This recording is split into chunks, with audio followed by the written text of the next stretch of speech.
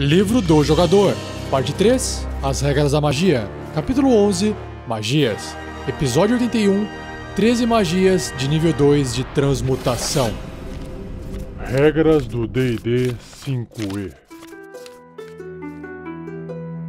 Uma produção RPG Next.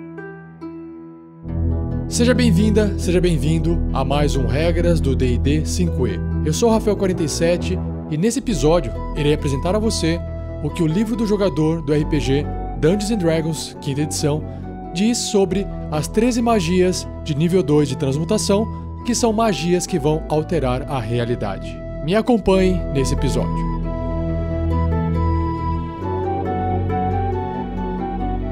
Seja você também um guerreiro ou uma guerreira do bem. Para saber mais, acesse padrim.com.br/rpgnext ou picpay.me/rpgnext.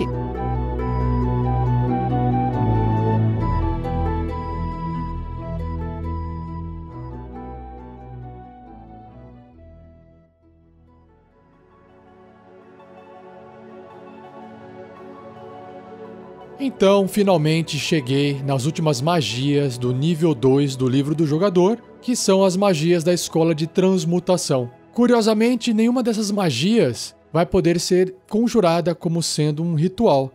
Bom, a primeira magia da lista se chama Alter Self, que é alterar-se ou alterar você mesmo. Uma magia de segundo nível de transmutação, com tempo de conjuração de uma ação, o alcance é Self, pessoal. Componentes verbal e somático, e a duração é a concentração até 1 hora. Então, seu personagem pode manter essa magia ativa por até 1 hora, se ele não acabar perdendo a concentração. Então, a descrição é a seguinte: você assume uma forma diferente. Quando conjurar essa magia, escolha uma das seguintes opções. O efeito durará pela duração da magia, que é 1 hora, né? Enquanto a magia durar, você pode terminar uma opção com uma ação para ganhar os benefícios de uma diferente. Legal, vamos ver aqui, ó. Então nós temos 3. Adaptação aquática, mudar a aparência e armas naturais. Então no primeiro aqui na adaptação aquática, você adapta seu corpo para um ambiente aquático, brotando guerras e crescendo membranas entre seus dedos. Já viram um filme assim? Hã? Você pode respirar embaixo d'água e ganha deslocamento de natação igual ao seu deslocamento terrestre. Olha só que massa, muito legal. Você vira o Aquaman. Mudar a aparência, a outra opção aqui. Você transforma a sua aparência. Você decide com o que você parece, incluindo altura, peso, traços faciais, timbre de voz, comprimento do cabelo, coloração e características distintas se tiverem. Você pode ficar parecido com um membro de outra raça, apesar de nenhuma das suas estatísticas mudar. Você também não pode parecer com uma criatura de um tamanho diferente do seu. Então, se você for médio, você tem que continuar sendo médio. E seu formato básico permanece o mesmo. Então, se você é bípede, vai continuar sendo bípede. Você não pode usar essa magia para se tornar quadrúpede, por exemplo. A qualquer momento, pela duração da magia, você pode usar a sua ação para mudar sua aparência dessa forma novamente. Uau, que massa isso, hein? Bom, a Arya do Game of Thrones usa aquela máscara e ela basicamente muda a aparência dela da mesma forma que essa magia faz. Bem legal. E por fim, o último efeito são armas naturais. Na hora que agora veio Wolverine na minha cabeça, ó. Você faz crescer em garras, presas, espinhos, chifres ou armas naturais diferentes, a sua escolha. Seus ataques desarmados causam 1d6 de dano de concussão ou contusão, perfurante ou cortante, né? Porque dependendo da forma dessa arma natural, ela vai causar um tipo de dano diferente, como apropriado para a arma natural que você escolheu. E você é proficiente com seus ataques desarmados. Finalmente, a arma natural é mágica e você tem mais 1 de bônus nas jogadas de ataque e de dano que você fizer com ela. Nossa! Ou seja, além de você poder, de repente, ali gastar sua ação, mudou a aparência. Aí você tá andando disfarçado, de repente você muda a sua forma e vira ali o Aquaman, um peixe, pula na água, vai nadando, muda a forma de novo, vira uma outra pessoa do outro lado do rio, sei lá. De repente você faz crescer uns espinhos na sua mão, sei lá, suas unhas crescerem, e aí você pode atacar com aqueles espinhos na sua mão, que é tipo uma arma mágica, que causa dano perfurante, 1d6 de dano, e aí você imagina, né, tá matando alguém, enfim, né, como uma arma mágica, ainda pode acabar passando por algumas resistências que geralmente armas não mágicas não conseguem passar. Então, uma magia muito boa. E se você gostou dessa magia e quiser ter um personagem capaz de conjurá-la, você tem que escolher ser um feiticeiro ou um mago. Próxima magia se chama Barskin. Skin de pele, né? Pele de árvore. Uma magia de segundo nível de transmutação, com tempo de conjuração de uma ação. O alcance é o toque, componentes verbal, somático e material. E o material é um pedaço de casca de carvalho, né? Porque vai imitar ali a pele de árvore. A duração é concentração até 1 hora. Então você toca uma criatura voluntária. Até o fim da magia, a pele da criatura fica rígida, similar a uma casca de carvalho. E a CA, que é a classe de armadura, a defesa do personagem, do alvo, não pode ser inferior a 16, independentemente do tipo de armadura que ela esteja vestindo. Então, se tiver lá peladão, vai ser uma armadura 16, igualzinho a 16, tá bom? Então ele não vai conceder mais proteção do que alguns tipos de armaduras pesadas, mas essa magia vai proteger bastante qualquer personagem que for tocado por ela. Então tá aí uma magia de defesa, né, de proteção, muito simples, muito prática. Também serve para roleplay, porque o seu personagem vai ficar com uma aparência diferente por causa dessa pele rígida de casca que ele tem. Então também dá para até brincar um pouquinho aí, será que pode enganar alguém com essa imagem? Será que pode se passar por uma criatura meio árvore? Vai saber, né? Basta aí fazer um teste de deception aí de enganação, quem sabe seu personagem não convence alguém de alguma coisa diferente, né? Bom, se você quiser conjurar essa magia, você tem que ser um druida ou um ranger, que é um patrulheiro. Na sequência nós temos Cordon of Arrows, que são flechas de cordão. É uma magia de segundo nível de transmutação, com tempo de conjuração de uma ação. O alcance é de 5 pés, que é 1,5 m, que é aquele quadradinho no tabuleiro. Componentes verbal, somático ou material. E o material são 4 ou mais flechas ou virotes, que é a munição de uma besta. E a duração é de 8 horas. Uau, 8 horas é bastante, hein? Vamos ver o que ela faz. Você enfinca 4 munições não mágicas, flechas ou virotes e besta, no solo dentro do alcance. Ah, por isso que tem esses componentes materiais. Legal. E conjura magia neles para proteger uma área. Se a magia acabar, sempre que uma criatura diferente de você se aproximar a 30 pés, que são 9 metros, das munições pela primeira vez em um turno, ou terminar seu turno na área, uma das munições voa para atingi-la. Uau, que legal. A criatura deve ser bem sucedida num teste de resistência de destreza, porque ela vai tentar desviar, ou sofrerá 1d6 de dano perfurante. A munição então é destruída. Ah, claro, né? Bateu e destrói ela. A magia termina quando não restar nenhuma munição. Que legal. Quando você conjurar essa magia, você pode designar quaisquer criaturas à sua escolha e a magia ignora-as. Então você fala, ó, não ataca esse aqui, não ataca fulano, não ataca, sei lá, raças desse tipo, e aí ela vai ter essa configuração para ignorar os ataques. Em níveis superiores, quando você conjurar essa magia usando um espaço de magia de terceiro nível ou superior, a quantidade de munições que você pode afetar aumenta em 2 para cada nível do espaço acima do segundo. Muito bom. Então, só para você imaginar aqui, né? Você tem aquele quadradinho na frente do personagem ali no tabuleiro, se você estiver usando um grid de batalha, por exemplo, ou 1,5 m na frente do personagem, ele está enfincando ali 4 munições, né, que são flechas ou bestas não mágicas, ou virotes e bestas não mágicos. E aí essa criatura que está a 9 metros ali de distância, se ela se aproximar, uma das munições vai voar em direção a ela, e é uma munição por turno, por criatura. Então, se entrar 4, as 4 vão voar, mas se entrar uma e ela ficar ali dando bobeira, a cada turno uma das flechas vai saindo até esgotar as 4 flechas ou os 4 virotes. Então ela não protege uma área tão grande assim, mas vamos supor ali que os seus aventureiros ou o seu personagem quer dormir, quer fazer um descanso de 8 horas.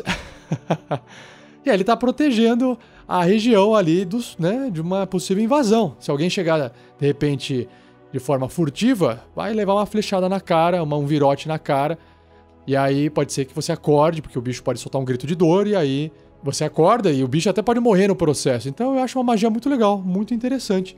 E qual é a classe capaz de conjurá-la? É apenas a classe dos patrulheiros, infelizmente. Mas bem legal essa magia.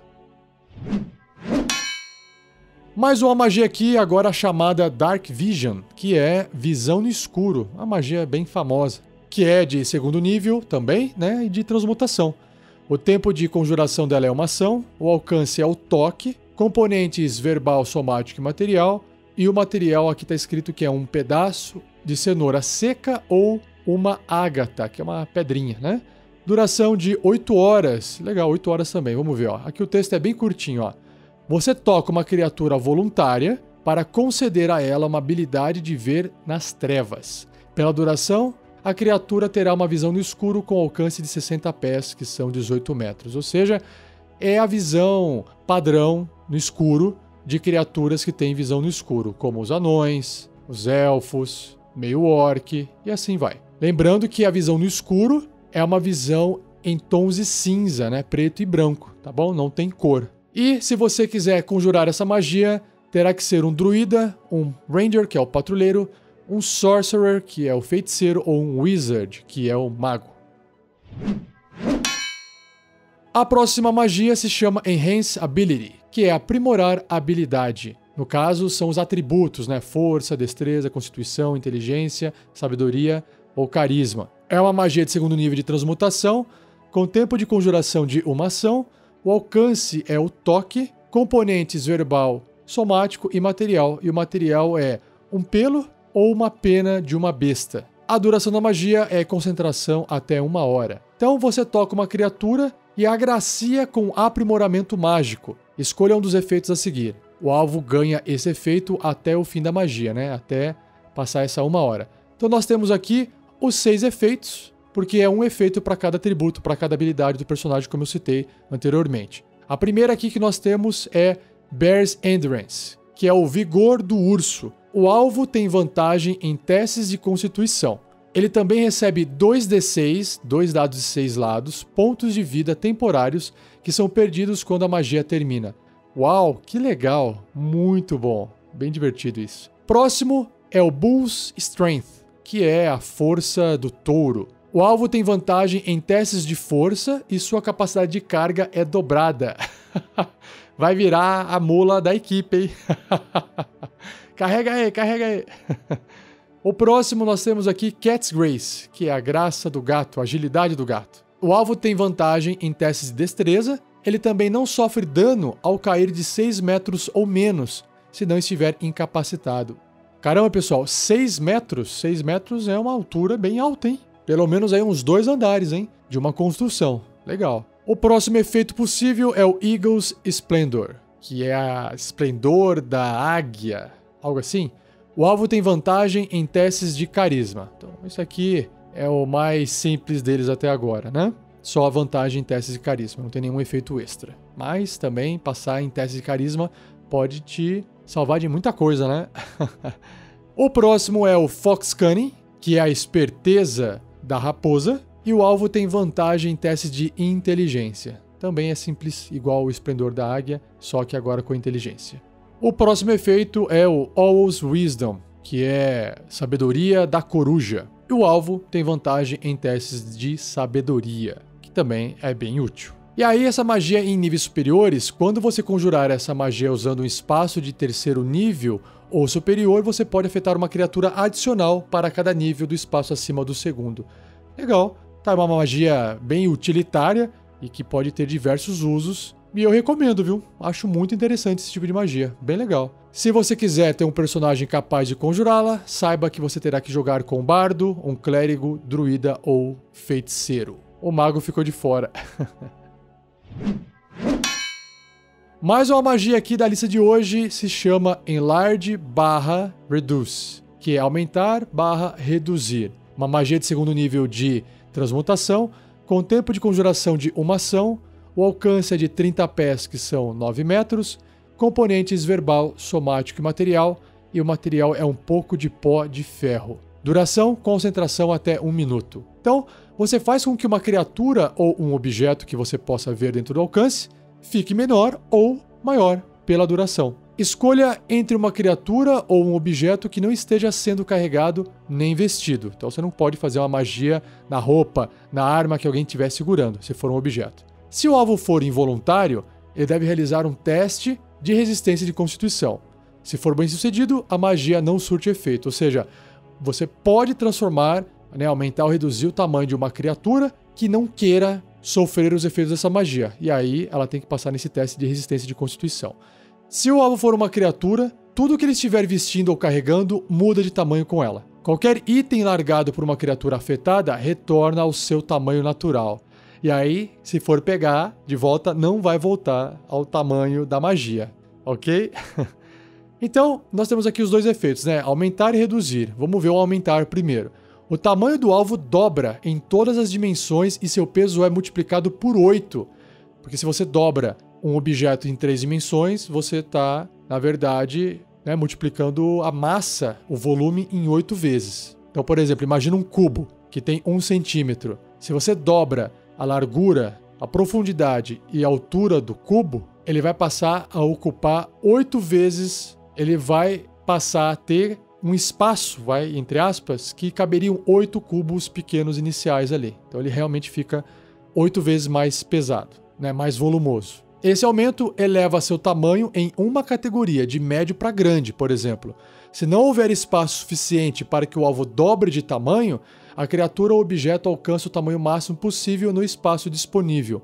Até o fim da magia, o alvo também tem vantagem em testes de força e testes de resistência de força. Porque ele vai ficar maior, vai ficar mais forte.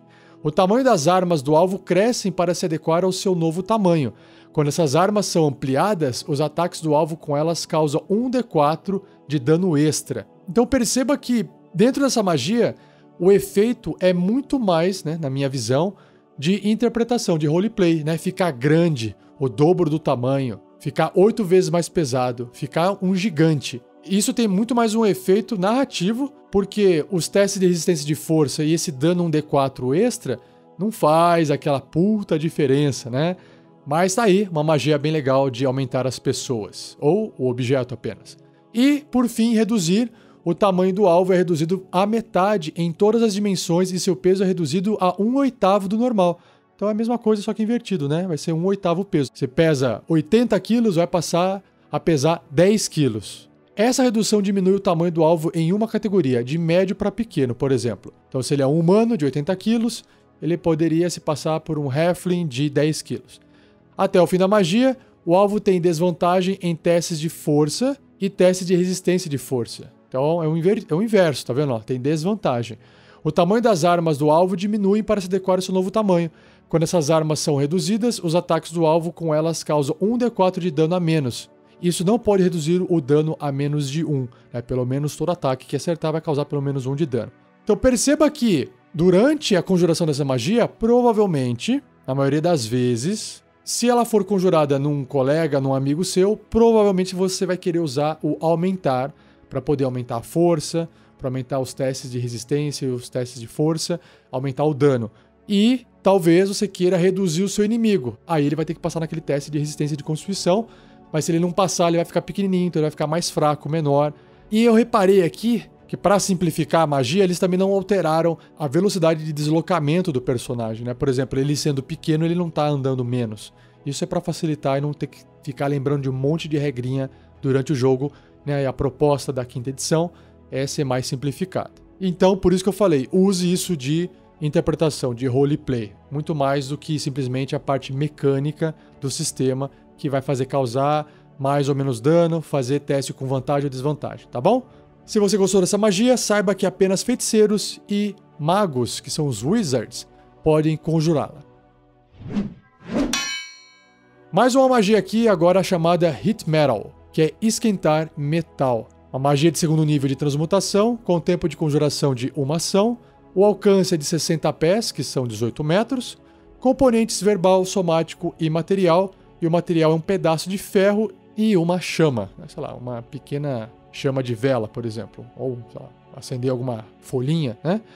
Duração, concentração até 1 minuto. Então, escolha um objeto manufaturado de metal, como uma arma de metal ou uma armadura pesada ou média de metal, que você possa ver dentro do alcance. Você faz com que o objeto brilhe vermelho incandescente. Uau, que legal! Então imagina lá aquele inimigo seu vestindo uma armadura de metal e de repente ele começa a ficar brilhante, vermelho incandescente, esquentando.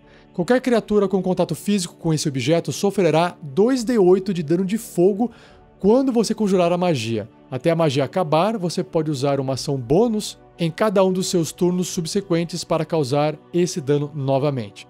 Ah, então perceba que esse dano é para causar em outras criaturas e não quem está dentro da armadura. Então é só por fora, né? Será que é isso?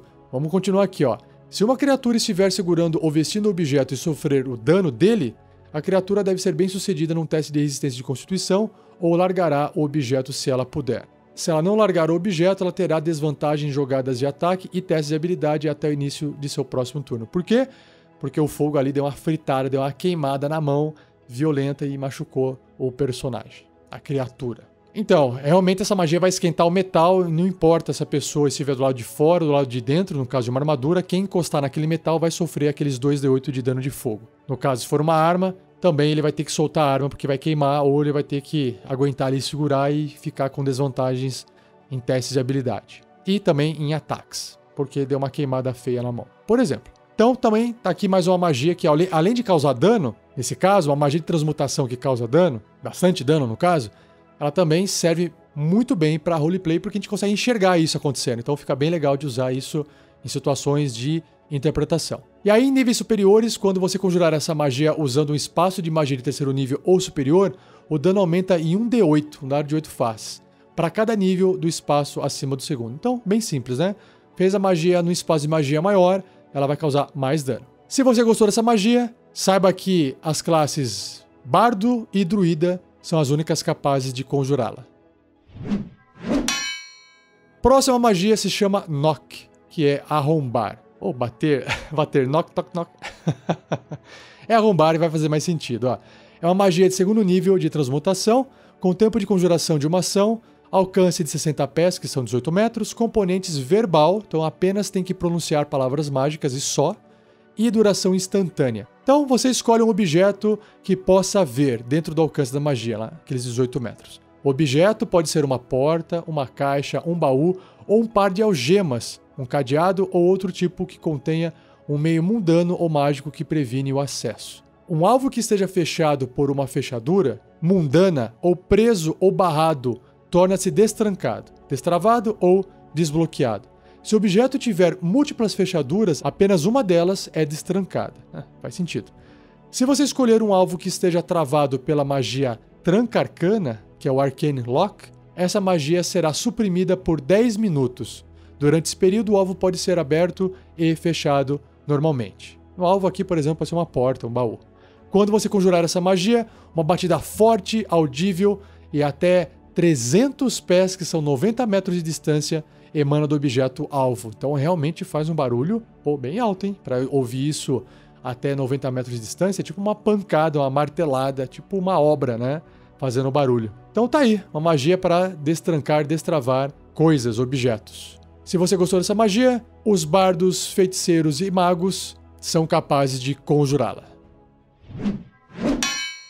Próxima magia se chama Levitate, que é levitar ou levitação. Uma magia de segundo nível de transmutação, com tempo de conjuração de uma ação, o alcance é de 60 pés, que são 18 metros, componentes verbal, somático e material. E o material tem um monte aqui, ó, uma pequena presilha de couro ou um pedaço de fio dourado dobrado em forma de um copo com uma haste longa em uma extremidade. Nossa! Eu acho que é melhor uma pequena presilha de couro. Duração: concentração até 10 minutos. Uma criatura ou objeto à sua escolha que você possa ver dentro do alcance ergue-se verticalmente, né, para cima e para baixo, até 6 metros e permanece suspenso lá pela duração. A magia pode levitar um alvo pesando até 500 pounds, 500 libras, que são mais ou menos 230, 240 quilos. Se quiser arredondar para 250 também serve. Uma criatura involuntária, se for bem sucedida num teste de resistência de constituição, não é afetada. O alvo pode se mover apenas ao puxar ou empurrar um objeto fixo ou superfície ao seu alcance, como um muro ou teto, permitindo que ele se mova como se estivesse escalando. Você pode mudar a altitude do alvo em até 20 pés, que são 6 metros, em ambas as direções no seu turno.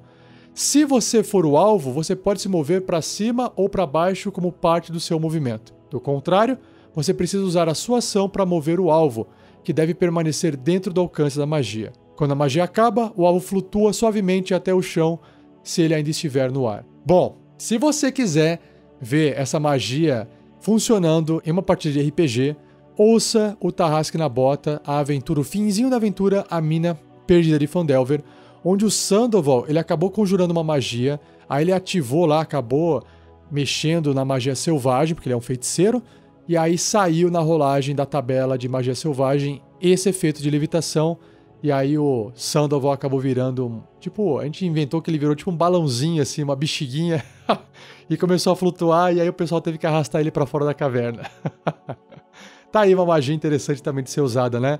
Tanto para poder, às vezes, resolver um problema, criar situações engraçadas, criar problemas, enfim, bem interessante, basta usar a criatividade. Se você gostou dessa magia, saiba que feiticeiros e magos são capazes de conjurá-la.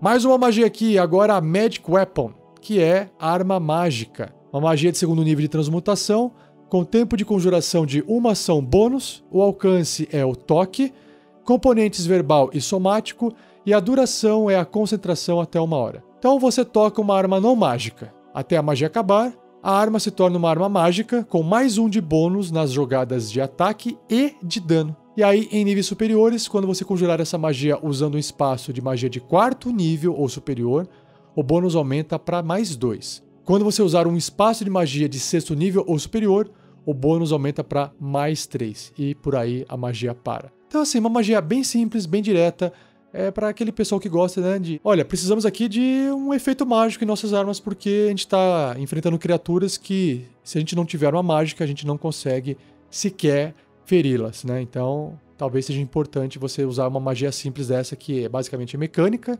né? Tem pouca utilidade narrativa. Claro que você pode contar que a arma ficou meio brilhante e que ela tem agora um efeito diferente e tal, mas basicamente vai ser muito mais um efeito mecânico no jogo. Então, as classes capazes de conjurar essa magia são os paladinos e os magos. A próxima magia se chama Rope Trick, que é o truque da corda, ou truque de corda. É uma magia de segundo nível de transmutação, tempo de conjuração de uma ação, o alcance é o toque, componentes verbal, somático e material. E o material é o pó de extrato de milho e um laço de pergaminho trançado. Nossa, que detalhes!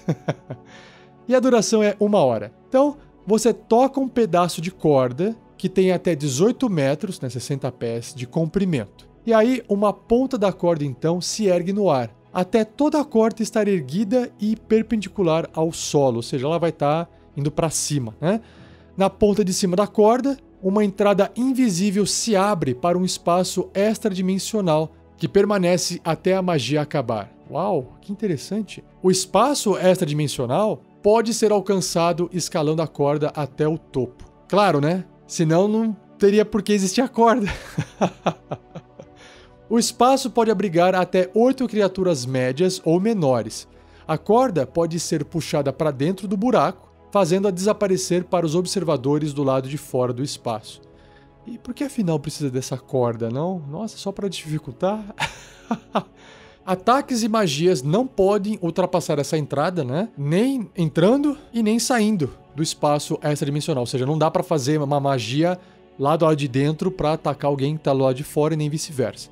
Mas quem está dentro pode ver o lado de fora, como se estivesse olhando por uma janela de mais ou menos 3 pés por 5 pés, que é mais ou menos quase 1 metro por 1,5 metros, que fica essa entrada na corda. Tudo que estiver dentro do espaço extradimensional cai quando a magia acabar. Então tá aí, de novo, uma magia utilitária, não vai causar dano, mas ela pode ser utilizada de diversas formas dentro da sua aventura. Eu acho muito legal a magia assim. Mas, e quem que pode conjurar essa magia, né? Qual que é a classe capaz de conjurar essa magia?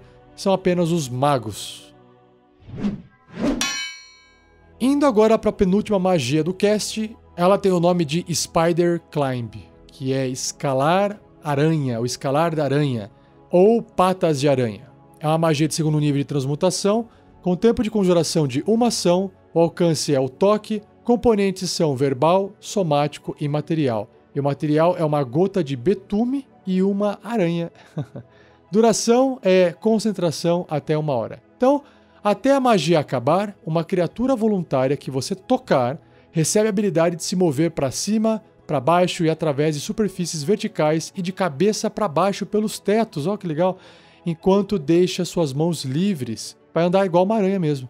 O alvo também ganha deslocamento de escalada, igual ao seu deslocamento de caminhada. É claro, né? Você andando pelas paredes, não há necessidade de escalar. Você vai estar andando normalmente, como se não tivesse, sabe, gravidade. Vai estar, tipo, grudando o pé pelas paredes, igual uma aranha.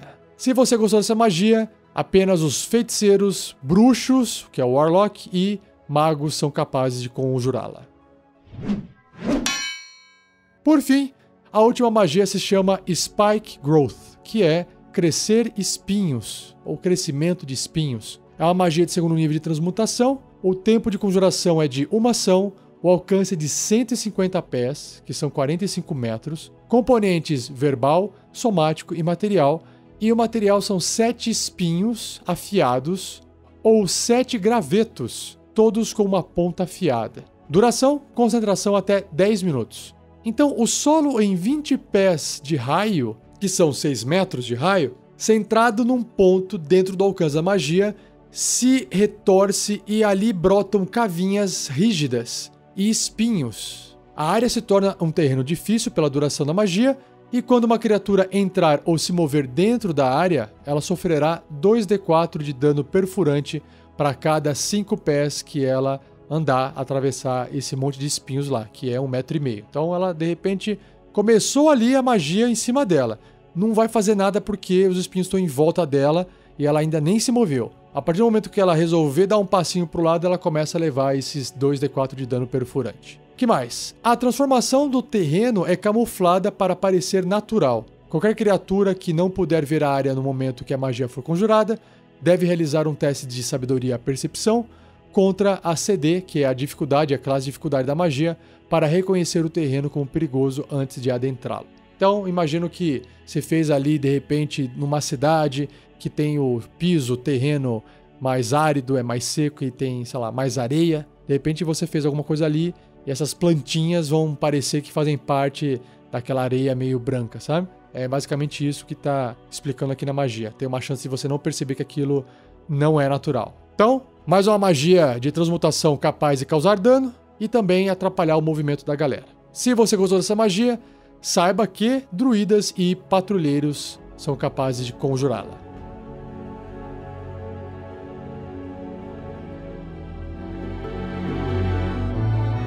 E assim eu encerro mais um cast, mais um episódio do Regras do D&D 5e. Espero que você tenha gostado. Se tiver dúvidas, pode enviar suas dúvidas para rafael47@rpgnext.com.br ou escreva no post desse episódio. Eu vou juntar as perguntas e fazer um cast separado só respondendo a todas elas, tá bom?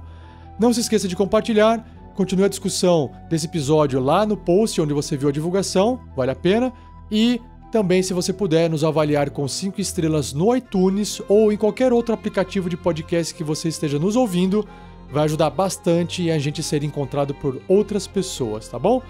E não perca o próximo episódio, onde eu irei abordar, finalmente, magias de 3º nível. Só que dessa vez serão 8 magias de 3º nível de abjuração, tá bom? Então, um abraço, muito obrigado e até o próximo episódio.